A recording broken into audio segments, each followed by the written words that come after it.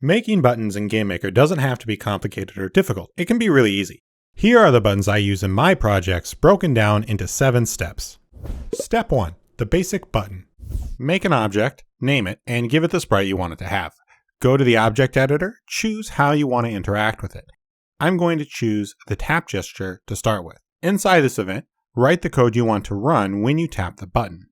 In order to demonstrate this, I've already set up another room with an animated cat that we're going to switch to. Place the button in the room, and that's it. Let's run it. We can interact with the button by tapping and switch rooms. Step 2. Make it generic. Take your button object, rename it to button parent, remove the sprite, and add a create event. Write a method called interact. It can be blank, or you can put some default action in it. Go to the event you were using to interact with your button and replace this code with the interact method. Now, create another object, name it, and make it a child of the button parent. Give it your button sprite.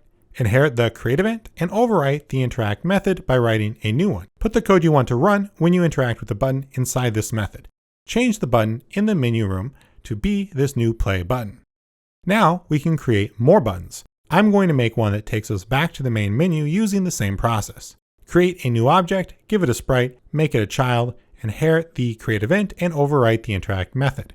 Then place it in the room with the cat so we can go back to the main menu. Now we can run this and everything is still working.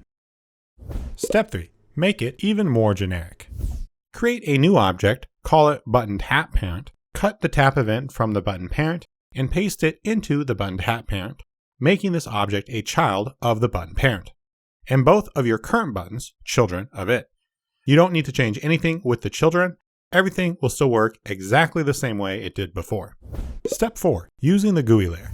Create a new object, name it button GUI parent, and make it a child of the button parent. Create a draw event and leave it blank. This prevents GameMaker from automatically drawing your button. Next, create a draw GUI event and type draw self. Now the button will be drawn on the GUI layer. Duplicate the button tap parent and rename it button GUI tap parent and make it a child of the button GUI parent instead. Change the tap event to the global tap event and get the mouse's GUI position using the following code. Since this event fires whenever there is a tap, we now need to check for a position meeting with the mouse's GUI location. Then we can add in our interact method. Make both the home and play buttons children of this new button. You don't need to change anything for the child buttons because they're inheriting all of the code that we just wrote. But I am going to change their sprites since my GUI layer is larger than my room. Go to the room editor, position your buttons in the room where you want it to appear in the GUI. You'll notice that now these buttons seem very large, but again, this is because they're being drawn on the GUI layer and I've set my GUI layer to be twice the size of the room. One way to position objects accurately on the GUI layer is to turn on a view that you aren't using and set its dimensions to be your GUI's dimensions. Then use it as a guideline for where to put your buttons. And of course, make sure to turn this view off when you're done.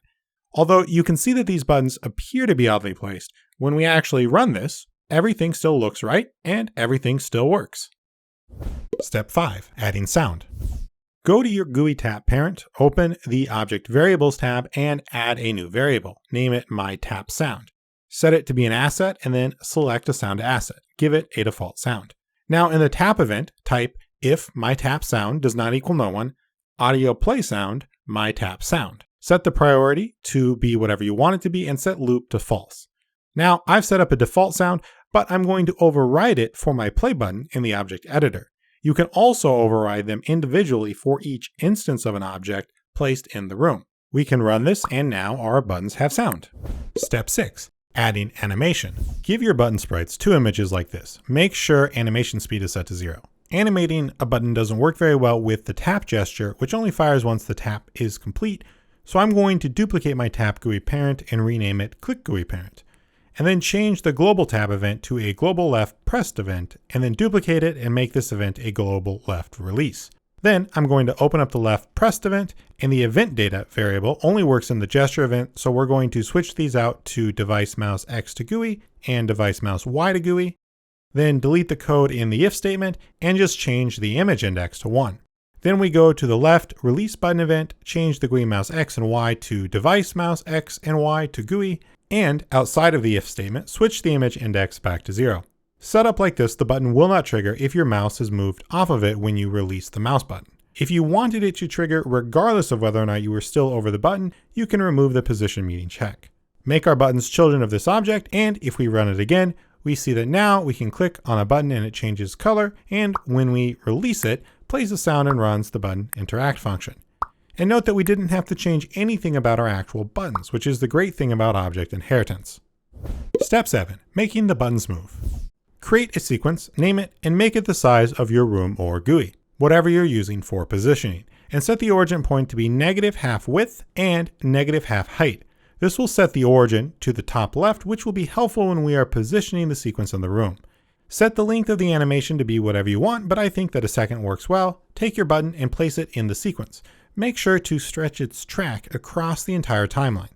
Place it where you want it to end up, which you can do by moving it around or by manually setting its position. Move the playhead towards the end of the sequence and create a keyframe.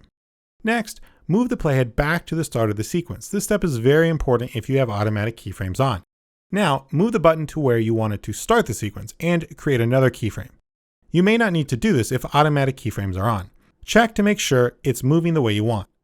Make this movement look nicer by using an animation curve. I like using the elastic curve found under the Bezier type. Note that you only need to add a curve to the value that is changing. Test it again to make sure it still looks good, and you can make minor adjustments to the curve directly if you need to. Next, place the sequence in your room. In my case, I'm going to delete the existing button as we won't need it anymore, and you might also need to create an asset layer to place the sequence on if you don't have one already. Place the sequence so that the origin point is 0, 0, which is why we set it to be the top left. Now everything lines up. You can see what the sequence will look like in the room by hitting the play button up here. Now I want to do this one more time to make the sequence for our home button. Since the dimensions are the same, I will duplicate the sequence, delete the start button, and place the home button, adjust its track, move the playhead, place the object where I want it to end up, create a keyframe, move the playhead back to the start, very important not to forget this step if automatic keyframes are on, move the object, creating another keyframe, convert the keyframes into a curve, and this time I'm going to use the bounce curve, and then test it a couple times to make sure it looks right. Repeat the process for our room with a cat, and now we can run it. Everything still works exactly as before, except now the buttons animate nicely into the room. Last but not least, don't forget to make this reusable. To save yourself time in the future, turn this into a local asset package, so you don't have to redo all of this work in every project. To do this, go to the menu at the top, select Tools, Create Local Package, fill out the details here, which are purely informational, and select the asset you want to include. Maybe it's just the button parents, or maybe it's the whole thing, and click OK to save it as a local package. Now you can import this asset, or even just part of this asset, into future projects, so you no longer have to worry about creating a simple button, or at least you don't have to start from scratch. And if you want to learn more about using sequences to create menus, there should be a link in the top right as soon as it's up.